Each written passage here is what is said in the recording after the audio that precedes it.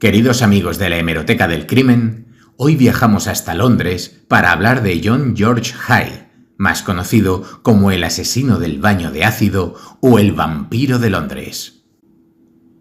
John George Hyde nació el 24 de julio de 1909 en Stamford, condado inglés de Lincolnshire, aunque se crió al norte de Wakefield.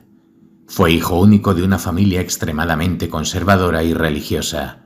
Sus padres, Alfred y Emily, pertenecían a la secta protestante de los Hermanos de Plymouth y educaron al pequeño con sus rígidos preceptos. Crecí en una atmósfera de fanatismo religioso donde la venganza de Dios se desencadenaba sobre mi cabeza por cualquier pequeño pecado, contaría muchos años después durante el juicio. Por otro lado, la madre predecía el futuro mediante la interpretación de los sueños, lo que llevó a su hijo a obsesionarse con el tema y a no querer relacionarse con nadie. George era un muchacho solitario, sin amigos, sin compañeros y completamente marginado en la escuela. De esos primeros años, si se cree lo que dijo durante el proceso judicial, databan sus primeras pesadillas religiosas. Veía la cabeza o el cuerpo entero de Cristo manando sangre de sus heridas y una voz me ordenaba beberla. Yo no podía moverme, me sentía mareado, pero estiraba los brazos con todas mis fuerzas hacia la copa. Relataba como manera de explicar las razones que supuestamente lo habían llevado a beber la sangre de sus víctimas. Se alejó de la atmósfera asfixiante de su casa paterna a los 17 años cuando consiguió trabajo como aprendiz de ingeniero de motores. En 1934, a los 25 años, se casó con su novia de la adolescencia, Betty Hammer, que había quedado embarazada. Para entonces ya había comenzado su carrera criminal y ese mismo año fue detenido por falsificar documentos de coches robados. Pasó 15 meses en la prisión de Leeds, Assisi, y cuando salió se encontró solo porque su mujer, que nunca lo visitó en la cárcel, lo había abandonado, llevándose a su hija recién nacida. Hyde nunca los buscó y solo años más tarde se enteró de que Betty había entregado a la niña en adopción. Hizo entonces su único intento de tener un trabajo legítimo, asociado con un amigo con el que puso una tintorería de limpieza en seco, pero la empresa terminó quebrando cuando su compañero falleció en un accidente de tráfico. Aquella tragedia llevó al joven a mudarse a Londres, donde empezó a trabajar como chofer para la familia McSwan. También retomó la actividad que mejor se le daba, la falsificación de documentos. Lo volvieron a detener en 1937 y fue condenado a 4 años de cárcel.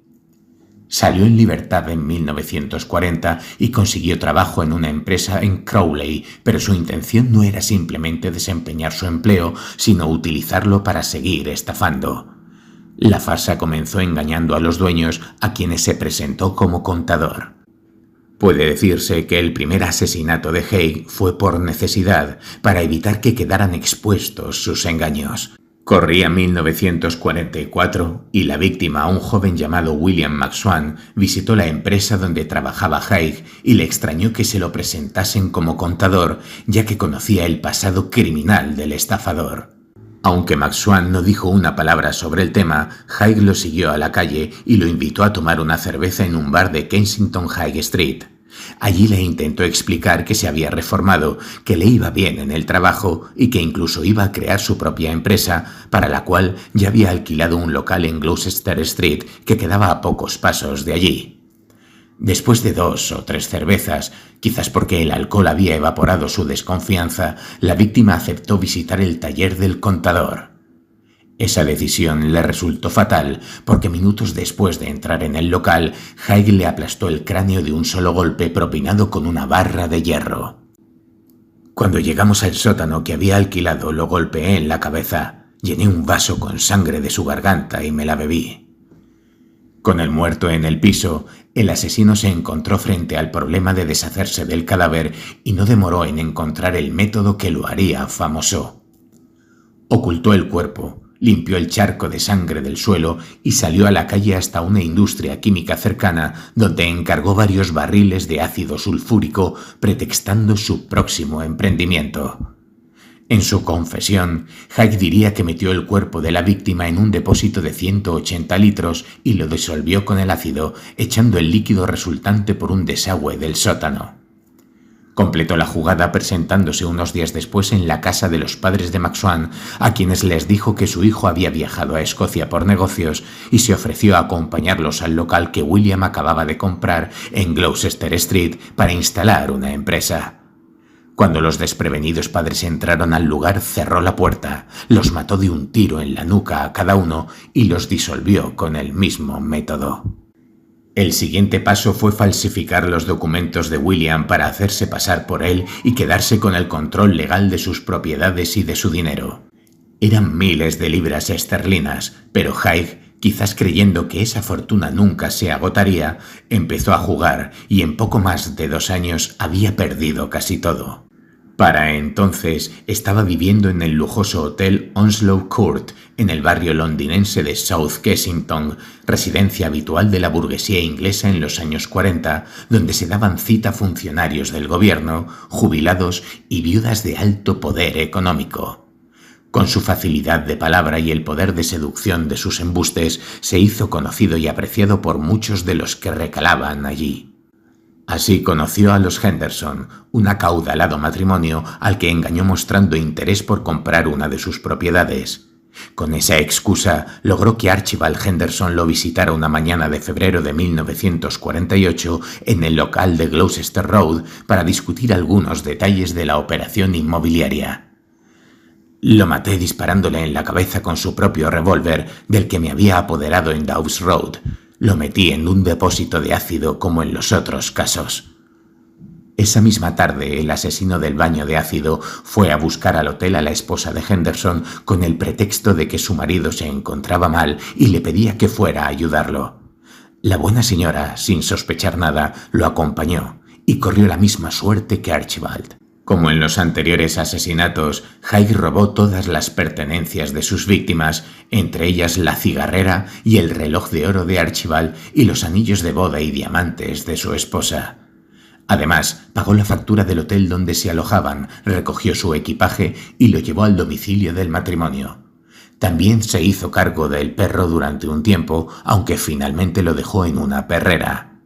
Durante los meses siguientes, para no despertar sospechas, escribió cartas a algunos familiares de los Henderson, haciéndose pasar por Archibald para que creyeran que estaban de viaje y no les extrañara su ausencia. En febrero de 1949 asesinó a Olivia Durant Deacon, una viuda de fortuna y con inclinación por los nuevos emprendimientos, como las uñas postizas que acababa de inventar y que pensaba mostrarle a una amiga con la que se había citado en el Onslow Court. Mientras la señora esperaba, entabló conversación con Haig, a quien le contó su invento.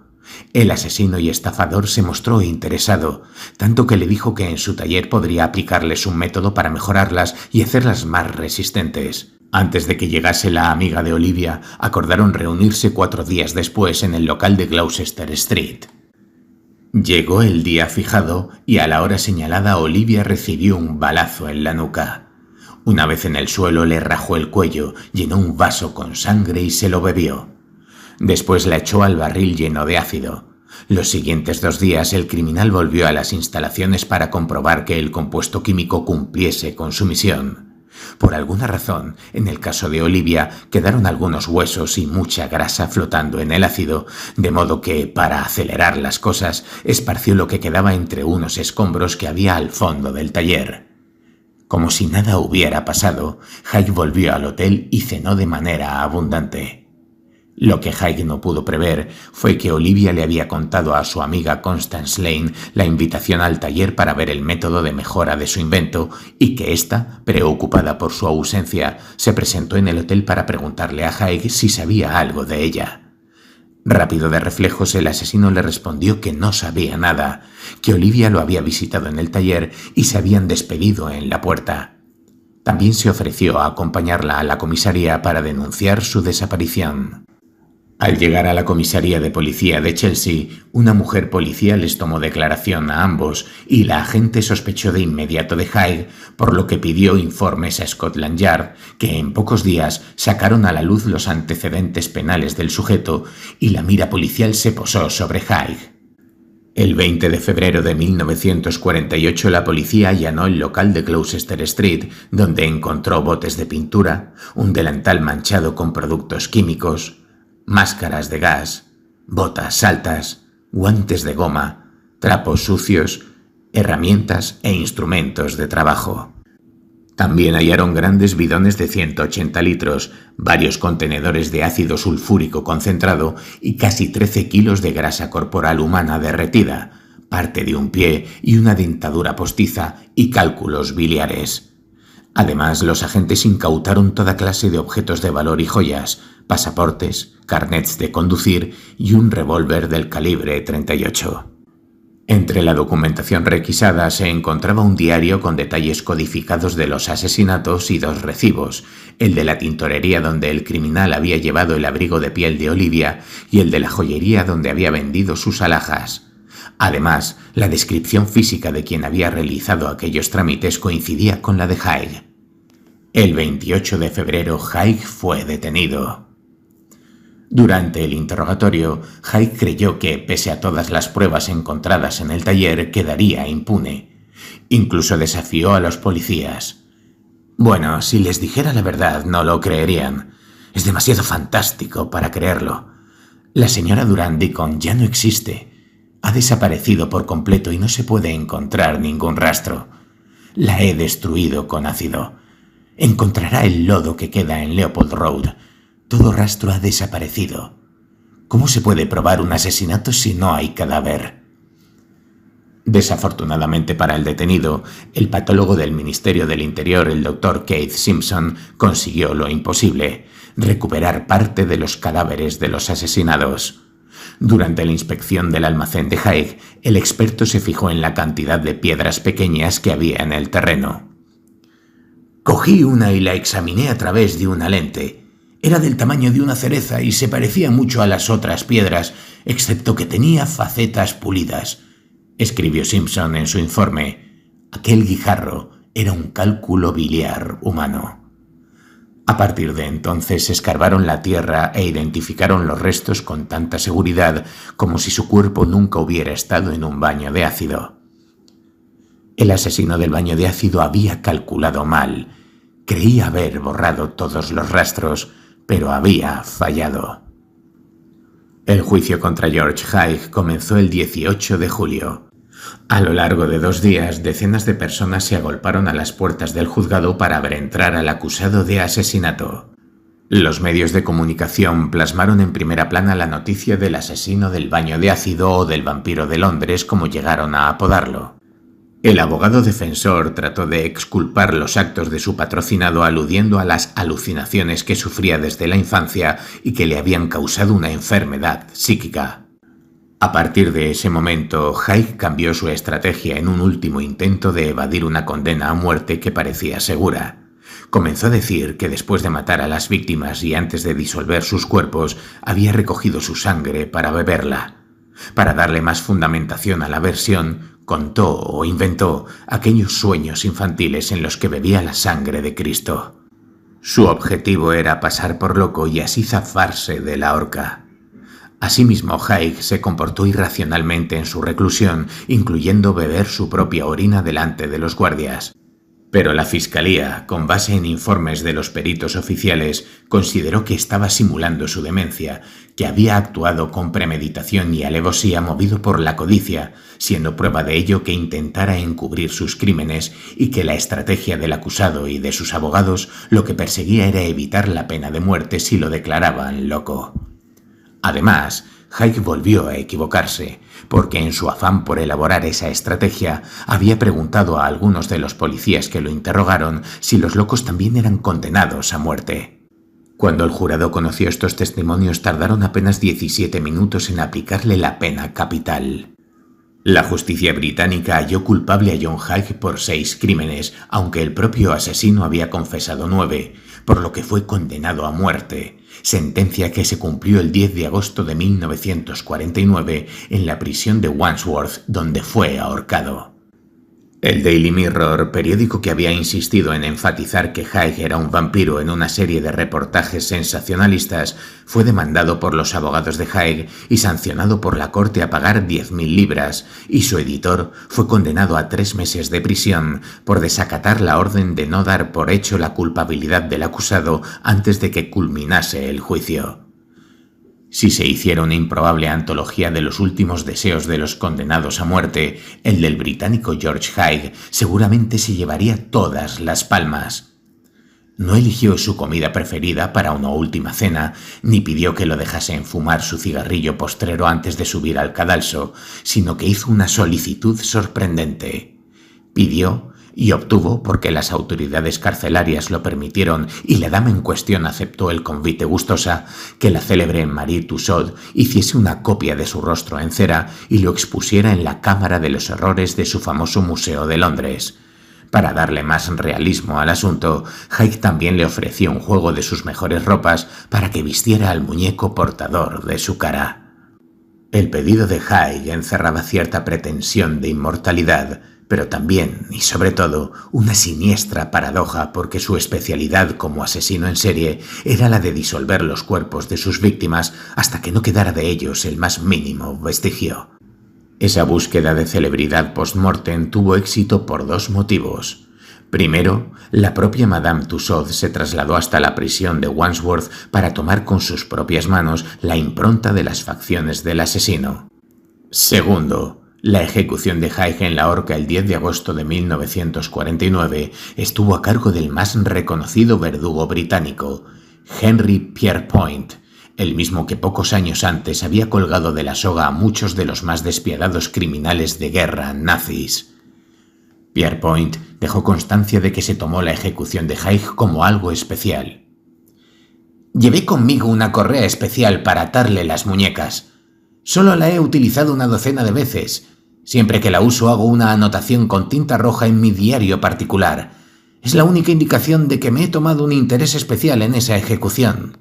Como una broma del destino, lo que el asesino del baño de ácido jamás imaginó, y nunca lo supo porque no se lo informaron antes de matarlo, fue que su cuerpo también sería disuelto, aunque con un método diferente al que lo hizo famoso.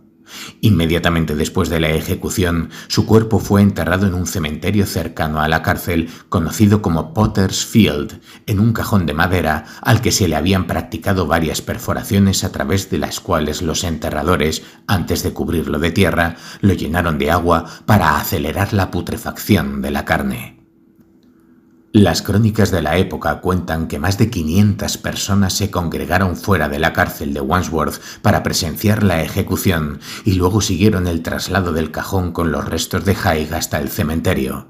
No lo hicieron porque sintieran alguna simpatía por el asesino del baño de ácido, sino movidos por la curiosidad malsana que había provocado la naturaleza de sus crímenes.